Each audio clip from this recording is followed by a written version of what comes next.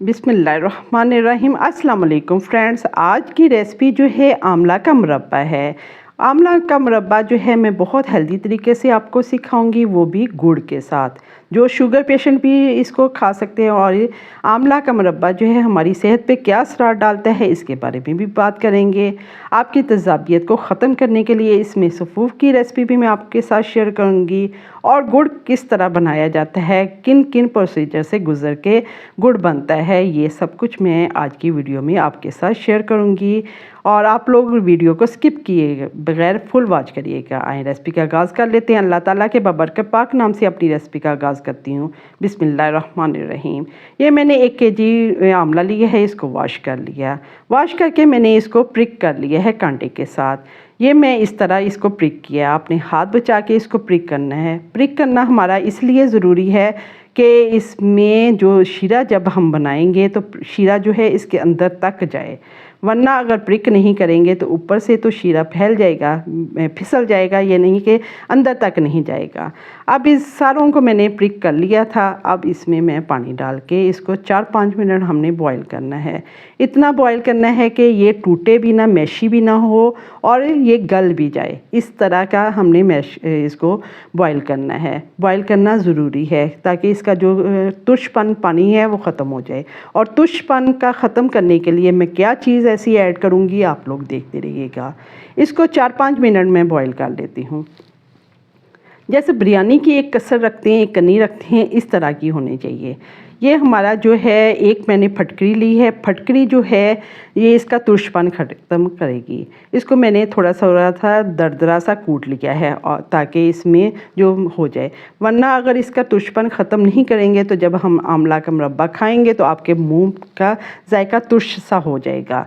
ये फटकरी डालने से ये आपका इसका तुर्शपन ख़त्म हो जाएगा। अब इसको 2-3 मिनट और बॉईल कर लेते हैं। मैं अब आपको चेक करके दिखाती हूँ कि ये बॉईल हो गया जिस तरह का हमें चाहिए। प्लेट में डालेंगे, इसको मैश करें। ये देखें खड़ा खड़ा भी है और ये देखें बिल्कुल गल चुका है। इस तरह का होना चाहिए।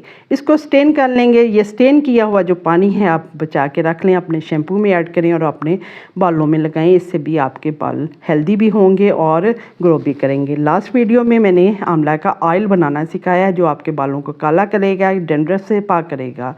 ये जो स्टेन किए हैं इसकी पपड़ी सी होती है और कली सी खिल जाती है। ये मैंने साइड पे रख दिया है। और 1 किलो ही मैंने गुड़ लिया है। ये भी हमने ख़ुद तैयार किया है, केमिकल फ्री है, बिल्कुल केमिकल नहीं डालते। मैं इसमें ख़ुद हाथ मारा है और ख़ुद इसके साथ मैंने ट्राई मारी है।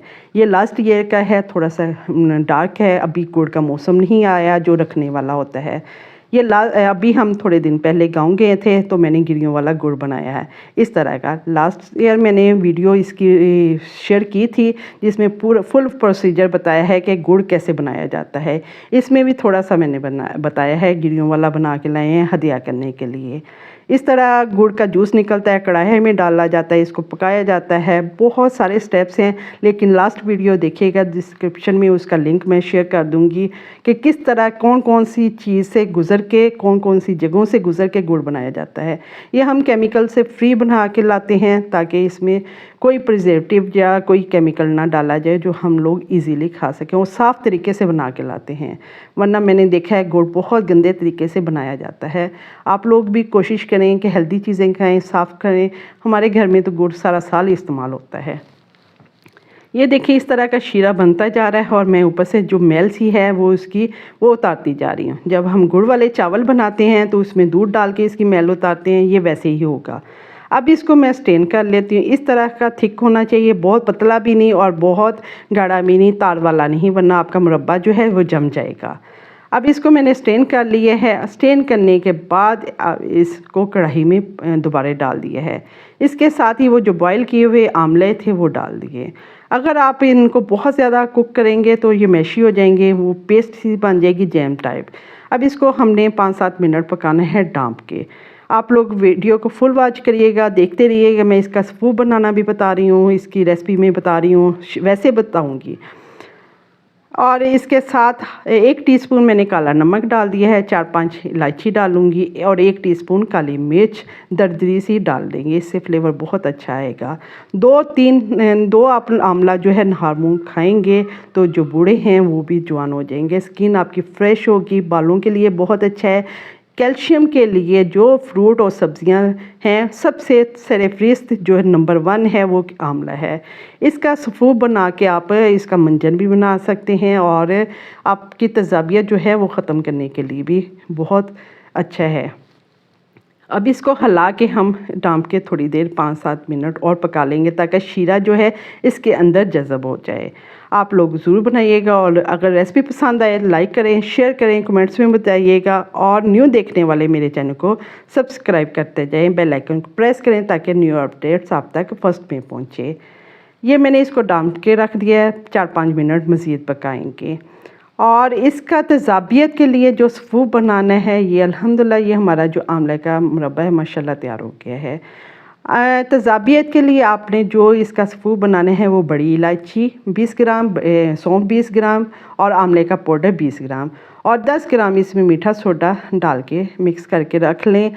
जिनको तेज़ाबियत होती है वो ½ टीस्पून सुबह और शाम लें, 1 हफ़्ते में आपकी तेज़ाबियत ठीक हो जाएगी। मैदे के मरीज़ इसका ज़्यादा इस्तेमाल ना करें क्योंकि ये जो है कब्ज़ करता है। और ये देखें हमारा माशाल्लाह आंवले का मुरब्बा 10 मिनट में तैयार हो गया है और इस तरह का होना चाहिए कि गिराएं तो थोड़ा थोड़ा ठहरे। बनाइएगा, रेसिपी को दूसरों तक भी पहुंचाएं, शुगर पेशेंट इसको इजीली खा सकते हैं। रेसिपी पसंद आए मुझे अपनी दुआ में याद रखें। रेसिपी बनाने में शेयर करने में थोड़ा सा टाइम लग जाता है, लेट हो जाती हैं। आप लोगों की दुआओं की मुझे शदीद ज़रूरत है ताकि मैं जल्द से याब हो जाऊँ और इसी तरह बजट में रहते हुए ईज़ी और जो बहुत ज़बरदस्त रेसिपी हो वो मैं आप तक शेयर करूं। इसके साथ चांदी का वर्क लगा दिया है, आप लोग भी बनाइएगा और मुझे फीडबैक ज़रूर देना है और मुझे आपकी सपोर्ट की भी ज़रूरत है और आपकी दुआओं की भी। अपने प्यारों का ख्याल रखें। इंशाल्लाह नेक्स्ट कोई अच्छी सी रेसिपी लेके आऊँगी। अल्लाह हाफिज़।